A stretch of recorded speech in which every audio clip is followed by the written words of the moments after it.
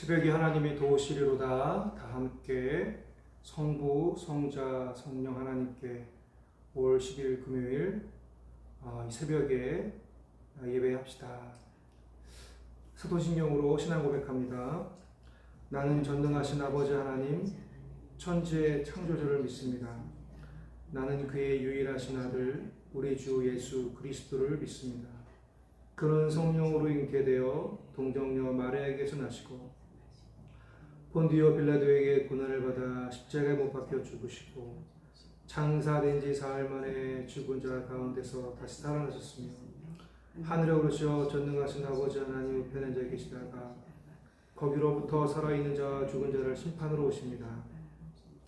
나는 성령을 믿으며 거룩한 공교회와 성도의 교제와 죄를 용서받는 것과 몸의 부활과 영생을 믿습니다.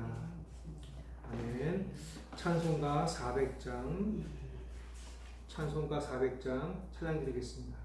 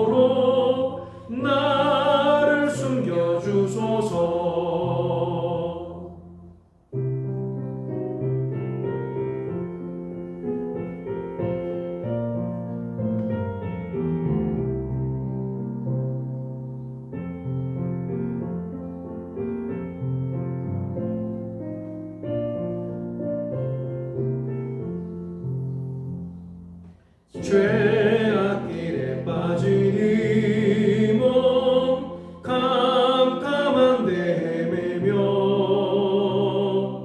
부르짖는 나의 원 들으소서래 주여. 주여 나를 돌보시사 고이 품어주시고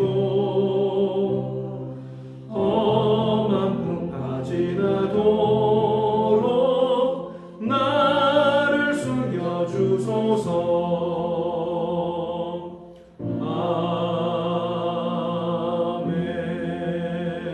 아멘. 오늘 새벽에 주시는 하나님 말씀은 사도행전 27장 13절로 38절까지 말씀입니다. 사도행전 27장 13절로 38절까지의 말씀. 제가 하나님의 말씀을 봉독합니다. 남풍이 순하게 불매 그들이 뜻을 이룬 줄 알고 닻을 감아 그레데 해변을 끼고 항해하더니 얼마 안 되어 섬 가운데로부터 유라굴로라는 광풍이 크게 일어나니 배가 밀려 바람을 맞추어 갈 수 없어 가는 대로 두고 쫓겨가다가 가우다라는 작은 섬 아래로 지나 간신히 거루를 잡아 17절입니다. 지금 끌어올리고 줄을 가지고 선체를 둘러감고 스르디스에 걸릴까 두려워하여 연장을 내리고 그냥 쫓겨가더니 우리가 풍랑으로 심히 애쓰다가 이튿날 사공들이 짐을 바다에 풀어버리고 사흘째 되는 날에 배의 기구를 그들의 손으로 내버리니라. 여러 날 동안 해도 별도 보이지 아니하고 큰 풍랑이 그대로 있음에 구원의 여왕마저 없어졌더라. 여러 사람이 오래 먹지 못하였음에 바울이 가운데 서서 말하되 여러분이여 내 말을 듣고 글에 대해서 떠나지 아니하여 이 타격과 손상을 면하였더라면 좋을 뻔하였느니라. 내가 너희를 권하노니 이제는 안심하라. 너희 중 아무도 생명에는 아무런 손상이 없겠고 오직 배뿐이리라. 내가 속한 바 곧 내가 섬기는 하나님의 사자가 어젯밤에 내 곁에 서서 말하되 바울아 두려워하지 말라. 네가 가이사 앞에 서야 하겠고 또 하나님께서 너와 함께 항해하는 자를 다 네게 주셨다 하였으니 그러므로 여러분이 안심하라. 나는 내게 말씀하신 그대로 되리라고 하나님을 믿노라. 그런즉 우리가 반드시 한 섬에 걸리리라 하더라. 19일째 되는 날 밤에 우리가 아드리아 바다에서 이리저리 쫓겨가다가 자정쯤 되어 사공들이 어느 육지에 가까워지는 줄을 짐작하고 물을 재어보니 20길이 되고 조금 가다가 다시 재니 15길이라. 암초에 걸릴까 하여 고물로 닷넷을 내리고 날이 새기를 고대하니라. 사공들이 도망하고자 하여 이문에서 닻을 내리는 채하고 거룻배를 바다에 내려놓고는 바울이 백부장과 군인들에게 이르되 이 사람들이 배에 있지 아니하면 너희가 구원을 얻지 못하리라 하니 이에 군인들이 거룻줄을 끊어 떼어 버리니라. 날이 새어가매 바울이 여러 사람에게 음식 먹기를 권하여 이르되 너희가 기다리고 기다리며 먹지 못하고 줄인 지가 오늘까지 19일인즉 음식 먹기를 권하노니 이것이 너희의 구원을 위하는 것이요 너희 중 머리카락 하나도 잃을 자가 없으리라 하고 떡을 가져다가 모든 사람 앞에서 하나님께 축사하고 떼어 먹기를 시작하매 그들도 다 안심하고 받아 먹으니 배에 있는 우리의 수는 전부 276명이더라. 배부르게 먹고 밀을 바다에 버려 배를 가볍게 하였더니. 아멘. 오늘 말씀 사도행전 27장 13절로부터 38절까지의 말씀이었습니다. 어제 이어서 계속 같은 말씀을 보고 있죠. 자, 오늘 말씀 쭉 보면 바울의 일행들이 이 13절 딱 시작을 보니까 우리가 잘 떠났다. 거기에서 불편하게 겨울을 났으면 어떡할 뻔했느냐. 이제 거기라고 하는 곳이 미항이라고 하는 곳인데 거기를 떠나기를 잘했다. 이런 결정을 내리고 이제 항해를 하는데 기분이 참 좋았던 것 같아요. 그래서 13절에 보니까 성경에서는 뭐라고 했냐면 이들이 뜻을 이루었다. 이렇게 얘기합니다. 뜻을 이루었다.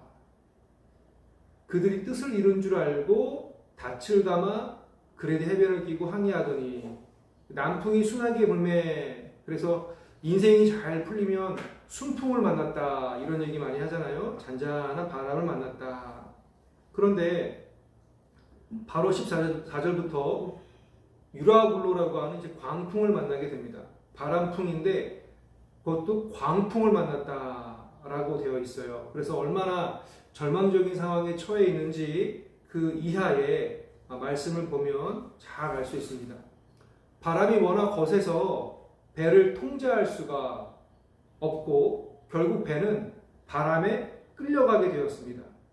이 선원들이 최선을 다해서 위기에서 벗어나려고 했는데 이게 그렇게 뜻대로 되지 않은 거예요.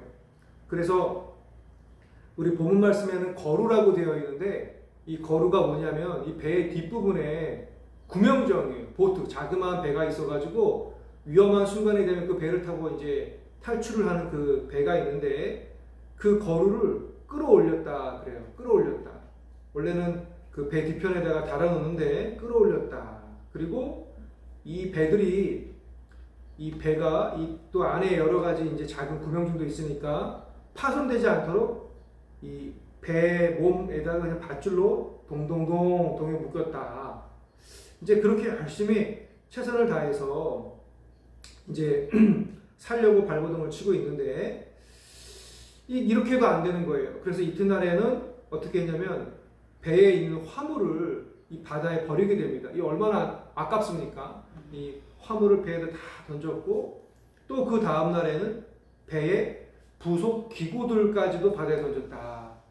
누가는 자세하게 표현을 하는데 저희가 이러한 배에 관련된 이런 그 지식이 없으니까 누가가 아무리 자세하게 설명을 해도 잘 이해를 못하겠어요. 근데 배에 부속 기구들을 바다에 던졌다. 그래도 어떻습니까? 풍랑이 그치지 않아서 배에 탄 모든 사람들이 절망에 빠지고 있었다. 17절에 보면 스르디스라고 해가지고 성경에 보면 거기 이렇게 뭐 표시를 해놨죠.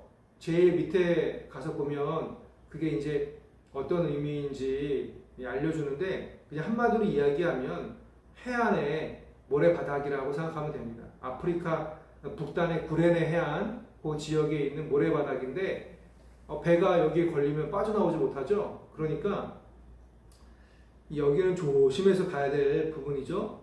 그러니까 이렇게 이제 스르디스라든가 또 17절에 보면 그 연장이라고 하는 거 아까도 말씀드렸지만 이게 잘 뭔지는 모르겠는데 어떤 번역본에는 닻이라고 얘기하기도 하고 어떤 번역본에는 돛이라고 얘기하기도 하고 결국에 광풍이 불어서 비바람 때문에 배가 막 밀려가잖아요. 그 밀려가는 속도를 조금이나마 줄이기 위해서 닻을 내리거나 돛을 내렸던 것으로 추측을 해봅니다. 자, 이제 계속해서 이제 이 어려움 속에서 우리가 누구를 주목하게 될 수밖에 없냐? 이 바울을 주목하게 됩니다. 21절부터 26절 요 사이에 바울이 이렇게 얘기를 하죠. 걱정하지 말아라. 내가 어젯밤에 하나님의 사자가 나에게 와가지고 이야기를 했다. 그 이야기가 뭐냐면 바울아 너는 죽지 않는다. 가이사 앞에 가가지고 서게 될 것이다. 그리고 너와 함께 배에 탄 모든 사람들도 다 목숨에는 지장이 없다. 그리고 너희 배가 결국에는 어느 한 섬에 걸리게 될 것이다. 이 광풍에 의해서 계속 밀려가다가 어느 한 섬에 걸리게 될 것이다. 그래서 모두가 살아날 것이다. 이렇게 바울이 위로를 합니다. 그리고 하나님의 말씀을 전하죠. 저는 이 장면이 참 인상 깊었습니다. 자, 그 다음에 27절부터 32절까지 말씀은 뭐냐면 이 배에 탄 사공들이 구명정을 타고 아까 거루를 타고 도망하려는 것을 바울이 알고서 백부장하고 군사들에게 알려서 선원들이 도망가지 못하게 이렇게 이야기하는 모습이 나오고요. 또 마지막으로 33절부터 시작해가지고 38절까지는 바울이 배에 탄 사람들에게 권해서 음식을 먹게 합니다. 바울이 먼저 하나님께 기도하고 축복 기도를 하죠. 축사한 다음에 바울이 먹고 그 다음에 모두들 안심하라고 음식을 드십시오 해서 다 이제 음식을 먹게 됩니다. 그리고 다 배불리 먹은 다음에 어떻게 됩니까? 밀을 바다에다 버리는 거죠. 배의 하중을 줄이기 위해서 밀을 다 바다에 버리는 겁니다. 그러니까 이제 이렇게 밀을 바다에 버렸다라고 하는 거는 다 배불리 먹었잖아요. 이제 그 다음에 내일 일은 어떻게 되겠습니까? 바울이 말한 대로 하나님께 맡기게 된 거죠. 자, 우리가 이제 이렇게 38절까지 간단하게 말씀을 쭉 살펴봤는데, 제가 아까도 얘기했지만 바울이 등장하는 이유 시점 참 중요한 것 같아요. 그리고 무엇보다도 이 사람들이 남풍이 순하게 분다. 우리가 미항을 떠나기를 잘했다. 그래, 출발을 잘했어. 그랬는데 바로 유라굴로라고 하는 광풍을 만나잖아요. 이런 상황들을 보면서 어찌 보면 세상의 형편이 이런 게 아닐까라는 생각이 들었습니다. 미항에서 겨울을 보냈더라면 오늘 이런 일이 일어나지 않았을 텐데. 그러니까 바울의 말을 들었으면 바울이 뭐라 그랬습니까? 선원들과 선주들에게 아니다. 여기서 우리가 보내야 된다. 불편하지만 미항에서 우리가 겨울을 나야 된다. 이제 그랬는데 배를 호랬던 사람들은 아니다. 우리가 여기 떠나야 된다. 여기 불편한 항구이기 때문에 여기를 떠나야 된다라고 해가지고 이제 떠나게 된 거거든요. 바울의 말을 듣지 않고 떠나게 된 거예요. 그런데 아니나 다를까 가다가 우리가 바울의 말을 안 듣길 잘했어. 우리가 역시 우리가 이 바다에서 우리가 베테랑이지 우리가 전문가지라고 해서 갔더니만 유라굴로라고 하는 광풍에 휩싸이게 된 거죠. 뭐 그렇다면 이 본문을 그대로 우리 현실에 적용해가지고 하나님 말씀을 안 듣는 사람들은 그럼 인생에서 어려운 경험을 맞닥뜨리게 되느냐? 그건 아니에요. 그렇게 말씀을 해석하는 게 아니고 우리 인간이라고 하는 존재는 한 치 앞도 내다볼 수 없는 존재라는 거예요. 그리고 그 배는 그럼 뭐 세상 사람들만 탔습니까? 아니잖아요. 바울도 탔잖아요. 그러니까 우리 그리스도인들이 참 잘하는 실수 중에 하나가 뭐냐면 저거 보라고. 하나님을 안 믿으니까 저렇다고. 그거는 독선이에요, 독선. 하나님을 믿으나 안 믿으나 우리가 다 한 배에 탄 사람들이에요. 다 한 배에 탄 사람들이에요. 그러니까 우리는 어떻게 됩니까? 저렇게 손가락질을 하는 게 아니고 오히려 지금은 우리가 손가락질을 받잖아요. 세상 사람들로 하여금 왜 교회가 스스로 깨끗하지 못하느냐? 왜 교회가 스스로 정화를 못하느냐? 왜 교회가 세습을 하느냐? 왜 교회가 계속해서 만몬을 숭상하느냐? 숭배하느냐? 세상에 수많은 사람들이 어떻게 보면은 교회 다니는 사람보다 더 깨끗하게 살려고 노력하고 있잖아요. 그러니 오늘 말씀은 그렇게 해석할 것이 아니고 우리 인간의 존재가 참 나약하구나. 한 치 앞도 볼 수 없구나. 우리 세상의 전문적인 지식과 기술이 맞아요. 맞는데 그거대로 안 될 때가 있다니까요. 그래서 이 말씀을 보면서 혹여나 이거를 역시 예수님을 믿는 사람들은 마지막에 살아남아. 저 사람들은 잘 안 될 거야. 그게 아니에요. 그게 아니고 하나님이 이렇게 하실 텐데 아유 어쩌나 내가 가서 도와줘야 되겠다. 이제 그런 마음을 품어야 되지 않겠습니까? 다행히 오늘 말씀 쭉 보면서 바울이 하나님의 말씀을 먼저 받잖아요. 먼저 받고 아니다 너희는 죽을 게 아니다. 바울아 너는 사명이 있지 않느냐. 너는 사명이 있기 때문에 너는 가이사 앞에 갈 수 있어. 괜찮아. 그리고 너와 함께 배에 있던 사람 이 사람들 모두 살 수 있어. 그리고 바울은 이 말씀을 전하잖아요. 참 이게 예수 믿는 사람들의 모습이었으면 좋겠어요. 무려 276명 마지막에 숫자까지 나오잖아요. 그 사람들이 모두 살 거다 라고 이야기하잖아요. 예수 믿는 사람은 이렇게 됐으면 좋겠어요. 여러분 안전합니다. 하나님 나에게 말씀을 주셨어요.